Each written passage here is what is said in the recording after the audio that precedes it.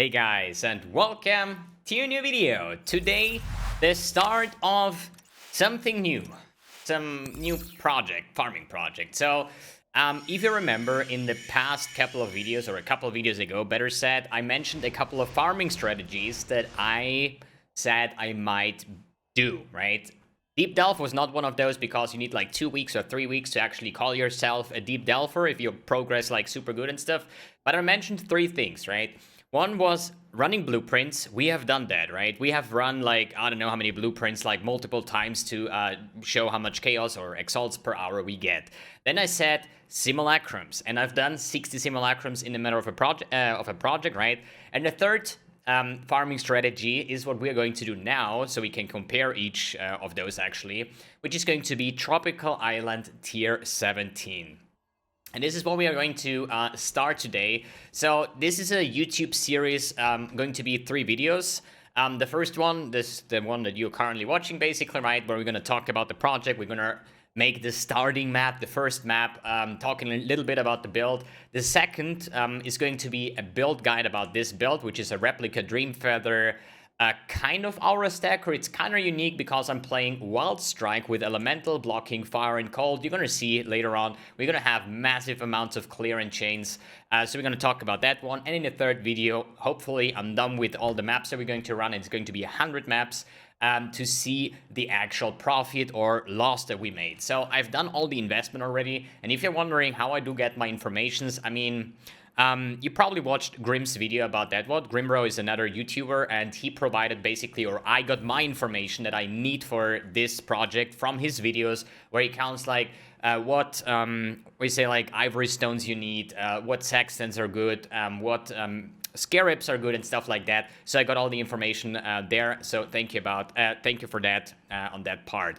So what is this project? We're going to run 100 Tropical Island Tier 16 maps with Rusted Metamorph Scarabs, Legion, Elder, and Breach on every of those maps here. I prepared all of those already, and we have 9 Stalwart Defenders, Booming Populace, then we have Territories Unknown, and War Among the Stars. So how do I calculate this in the best way? It's kind of hard because what I did was taking just the average cost of every single,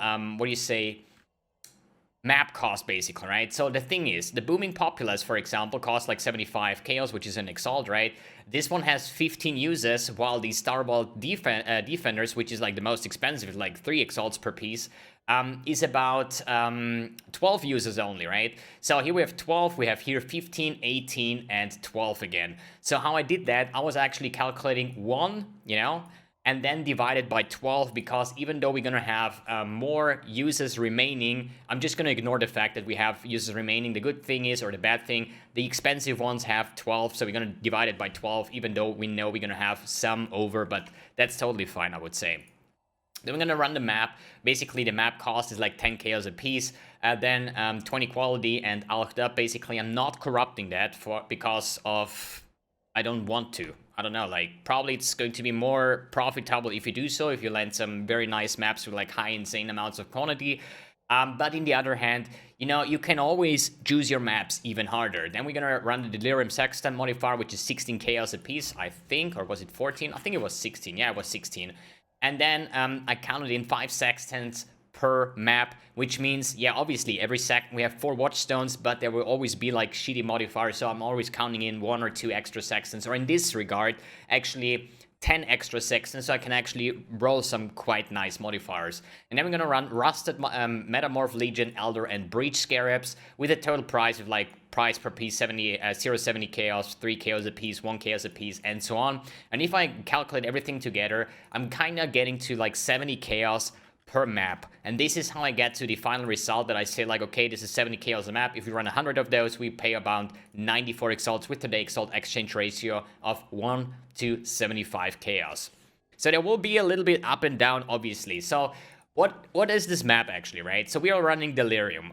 Why do we actually want to have the +1, the Stalwart Defenders? It's +1 level of area, which is about 3 exalts. It's insanely expensive, but what we get is those cluster jewels over here, or at least the possibility. You need an item level 84 with 6 passives and increased aura effect. This is the typical aura or aura stacker cluster jewel. And if we take a look on how much are they going for, let's pull me over here. So we would technically have adds amount of passives. We have 6. Then we're gonna choose the, where is it? Added small passive skills. Also no grant. Then we have the aura one.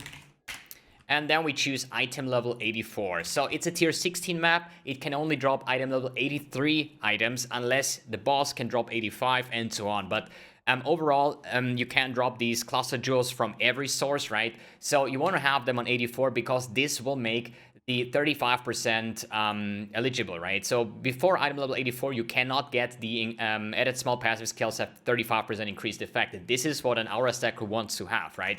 So if we check, we obviously go for non-corrupted because our jewels will not be corrupted. So we talk about, this is actually, yeah, nice price fixing attempt. They usually go, this is the actual deal. So I think the first 3 here are price fixers because I know from myself, because I'm crafting those myself, they're going for about 38, 40 exalts basically per piece. And this is going to be basically, this cluster jewel, if we find one, would be equivalent if you're farming burial chambers and you drop a doctor card, right? So we are looking for those, but I mean, we actually pay off the maps or try to pay off the maps with just the drops that we have with the simulacrum splinters, with the simulacrums that we are selling from the Legion, with the exalted orbs and whatnot. But every time we would find one of those, hopefully we're gonna find at least 1 or 2 in those 100 runs, we're gonna get some big bank over here. Good, and that's the reason why we want to have a +1 level, so the monster area is not 83, it's going to be 84. So if a medium cluster jewel with like the right amount of passives and the like aura stacking drops, it will be 84, it will sell for about 40 exalts as we just saw. The rest is just like pack size, additional suffix, and here additional elder and shaper monsters. So we just want to get as much juice as possible in this map, and this is kind of the budget version, okay? Because if you want to run this like super good, you're gonna corrupt your maps, you're gonna use the gilded metamorph, the gilded legion, and so on to have even more monsters, right? You want to use prophecies like plague of frogs, like whatever, you know, like it's like so many things that you can juice up. But I said, like, you know what, for this project we're gonna keep it simple, you know, we're just gonna use the watchstones plus the rusted scarabs plus a normal map. So we have to like be transparent at some point, and all of those maps all have the same scarab, so I have an average if I spend this amount, because as I said, you can drag this up to like ridiculous amounts. And then it's basically about farming splinters. So you need a build that is like very good in clearing, so you can clear all the maps. Usually you would also do Alvar here, right? I'm not going to do this because I would only do it if I would have 100 Alvar missions. I don't want to do like 1/3 of the maps is going to have Alvar and the other ones will not, right? So I'm just skipping that entirely. Alvar is insane. It gives like those 3 those 3 stages or rooms, whatever you can clear. It will add a massive amount of monsters. So you're gonna have more splinters in the end. And then it still depends how many of those gray things you're gonna pop to get out more monsters, even more like the gray whatever bubbles that are on the floor from the Delirium. And then you basically try to kill as many monsters and get as far away from the mirror so you can drop the most. And the further away you're killing monsters, as far as I understand, the better. So if you would have a Legion encounter in the start of the map, you're gonna have less splinters than if it would drop right at the end of the boss, basically, right? So it's totally RNG, but what we're gonna do is we're gonna write down every single splinter count of every single of the 100 maps and see what was the average, and I am hoping to be at about, I would say, bad is about 60, you know, 80 is good, and 100 splinters I think would be quite insane. I had runs today with like 190 splinters or so, 181 or so, but that was with Alvar, that was just with more juice. I had like gilded or polished scarabs, so it always depends. More investment, more outcome, right? Good. Enough talking about this, I would say. I think we're just going to start off this project with the first preparation here. So we're going to take those 4 watchstones. We're going to put it into this region here. It will be Awakener level 8. Then we're going to spawn our first Sextants. So as I said, every Sextants will count for 3 maps. So that's why we're just going to run the first 3 maps over here and we should be fine. I prepared a bunch of Sextants here and a couple Chaos just to roll the map modifier. So let's see what we actually get. first I would say we're just gonna throw one on each side, so all of those are, and then we're gonna check again what is good, what is bad. I don't want to be like super picky, right? I don't want to be like, hey, I want to have exactly monster pack size. I just basically take what I get, unless it's like super bad, like extra physical a monster is like super shit because of the the proximity shield and stuff like that. This is something I would overall. But yeah, so then we have clusters of barrels. I don't think so. Resonating Shrine should be fine. I actually would like to have Gloom Shrine, so let's just spend a couple more Vile Souls. 2 additional breaches is pretty good. Gloom Shrine, there you go. I think this is pretty nice. We have the Gloom Shrine, this is the one with the explosions, will help my clear. Then we have additional breaches, it's also more monsters, more pack size, which is pretty nice. So I think with this combination we should be fine. We spent exactly 10 Awakened Sextants. I planned in 15 per 3 maps, so we should be fine. So I would say we're just going to take the first map over here. As I said, we're just going to drop this one in. It will be a tier 17 map. We have the 4 Scarabs. We're not going to use any of these here, just to be transparent here, right? It would be the best, as I said, if you take Alver. And now we're just going to pop Delirium, and I think we should be prepared. We have our Watchstones. We are on Awakener 8. All of them are Sextants. We have our +1 and yeah. One thing I will do, obviously, we're gonna spawn Conquerors over time, and we're gonna spawn Saros, and I will do them, obviously, you know? So it's like 2 more than when I will do the Awakener lady, basically Veritania, and then we're just gonna count those in because you're gonna spawn them naturally. It would be kind of a waste if you would just not do them at all, right? So then I'd say we're just gonna do the first run. I expect like 70 splinters, maybe 80, and we're gonna see how it goes. So let's talk about the build. What is this build? Yeah, a lot of people don't even know what this is. It's Wild Strike on Lightning base. And with Lightning, I mean that Wild Strike usually has all kinds of elements, basically, right? We talk about Fire, Cold, and Lightning. Fire are the explosions, looks like a bazooka. Cold is some kind of Frostblades type of style with like freezing pulse, looks like that. And the Lightning version is basically an arc. And the cool thing here is that Arc from the Wild Strike is chaining shit tons more. I have like 16 chains with 1 single attack using Awakened Ancestral Call. So I'm having 4 additional attack spots, or 3 additional, so 4 in total. Which makes, if there is enough monsters here, we basically gonna have 64 chains with 1 single attack. And this is why this build clears like a madman, right? I would say Wild Strike is pretty shitty on the overall approach of the build, because there is just so many more builds that are like way better. But with the build that I'm playing, Replica Dream Feather, at the moment we're running about 1.3 million armor. It's still not finally geared, right? I expect to have like over 2 million armor at a certain point when I get my cluster jewels done. And it's probably going to be quite sick at this point. For these maps, it's like super good. And if you're wondering, dude, you have 4k energy shield and you have a Headhunter buff, like what the fuck, you're not tanky. Well, I'm running Transcendent, so this is basically the same. I have like 99% elemental damage reduction, basically. So I'm not really getting any kind of damage. We still have Leech. It's like, I'm always saying, like, if you have a lot of damage mitigation, you don't really need a lot of life or anything like that, right? So about the great things, I surely missed some. It's going to be a poor run, I would assume, just because I'm like talking and not really focusing on the run itself.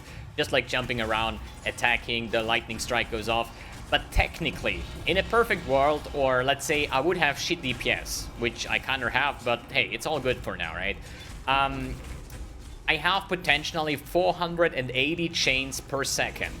So as I said, I have like 60 something with each attack, and when I'm like buffed up with flasks and whatnot, I actually reach about 8 attacks per second. So you can basically multiply the 64 chains per second times 8. So you're gonna have like over 500 attacks or chains per second, which is going to be quite insane at a certain point, because I'm definitely planning to run some full Delirium maps with this build. And then we actually can see the full potential of these chains. Because in those maps, it's, yeah, you don't really see a lot of chains, because everything dies with 1 hit, basically, right? But the cool thing is, since we're using the Phantasmal Wild Strike, I think it's the 3rd one. Yeah, it's Phantasmal. Gives me 20% increased chaining range. And that's why the Lightning Strike, basically, the Lightning Bolts are actually chaining even better, which is kind of like fantastic for clear. I don't know, I just love this build. It's really just jump in, press one attack, and just blow up everything, which is like super enjoyable to play. And I think it has like a lot better clear than Arc actually has. Obviously, a lot more chains, you know. I still miss Val Arc, if I'm honest, because Val Arc is still king, but it kind of feels like Val Arc, if we're honest. So there's one more breach. So we're currently almost about to have 7 stats. No, how you say, hard things at the moment. I'm just saying that the Metamorph and the boss can become very difficult, even for my build, because we're lacking some defense. That's why I'm always like trying, when I'm getting some juice, that I just go for the boss as well and just, yeah, try to kill him as fast as possible, because if I'm like running out of Headhunter stacks or just unlucky, dude, these things can get ridiculously expensive. It's kind of insane. So let's try to get the Metamorph actually here as well, as long as we have some juice. We don't even have Val. That could be disgusting. Well, we are fine. Like, the good thing about Metamorph is he will spawn a lot of ads, and these ads will give you a lot of buffs as well. So, the map is actually now clear.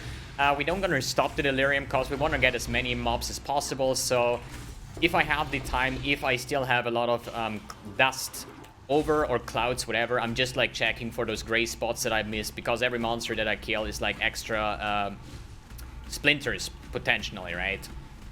But I think for the map showcase, let's just stop it over here. Let's see how many splinters. I would assume like 75. Let's take the golden middle, I guess. And we got 65. Yikes. Which is not really that insane, to be honest. Like, as I said, I would say like 60 to 80 should be the natural point here. It is going to be a lot more. As I said, the more you juice, the more master missions you're going to drop in. And now we're just going to loot everything. Hope that we're going to get any kind of like medium cluster jewels. Here we just have some large clusters, but you see they're item level 84. So, as I said, like, once you get one of those Aura Stacker jewels, it's like 40 exalts extra for the pocket. So it's going to be quite interesting, I would say, to run those. And something I'm really looking forward to, because these maps are actually quite fun to run. I mean, obviously, it's overpacked maps with, like, super nice chains, Headhunter. It's just exactly what I love to do. Good, I will pick up all this stuff. I try to find out a pattern that I pick up the same kind of stuff throughout every map, like all these bases. You know, Splinter of Xoft, dude, I am not going to pick up 100 Splinters to potentially sell a Breachstone for 1 Chaos, obviously, right? Yeah, that's pretty much it for the map. We're going to do 99 more, and then we're going to see how much currency we made, and I'm giving you the full details, or... Wait, did I forgot my Gloom Shrine? That's actually sad. In about, I would say, 4 or 5 days, when I'm done with running all those 100 maps, depending on how motivated I am and how many I can pull off every single day. Alright, guys, thanks for tuning in, thanks for watching, and see you in the next video.